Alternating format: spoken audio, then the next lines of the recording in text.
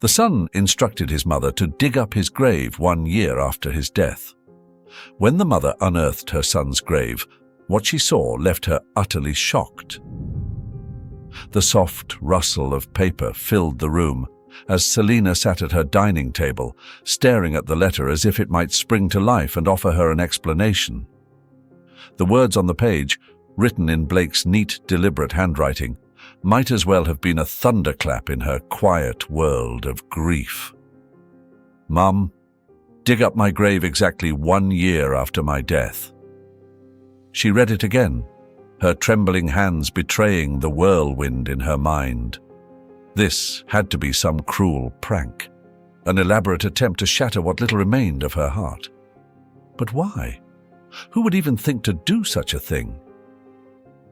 "Blake," she whispered, her voice cracking under the weight of his name. The memory of him as a boy flashed in her mind, always scribbling in notebooks, eyes lit with curiosity.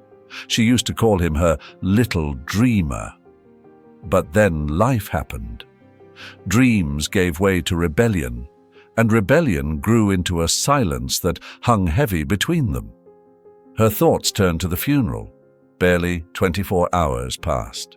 The service had been rushed, the coffin lowered into the earth with an efficiency that felt callous. Selina had barely processed the news of his death. A car crash, they'd said, his body burned beyond recognition, when the arrangements were thrust upon her. She hadn't even looked inside the coffin.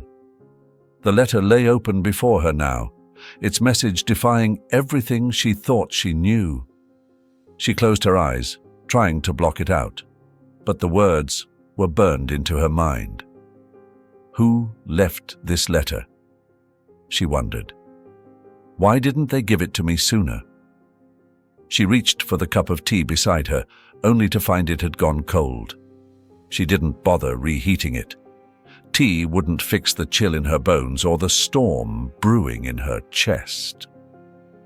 The clock on the wall ticked steadily, indifferent to her turmoil. Midnight crept closer, and with it, exhaustion finally began to pull at her. Clutching the letter, she retreated to her bedroom, hoping for the solace of sleep. Though she knew none would come, her bed felt vast and empty without the warmth of peace.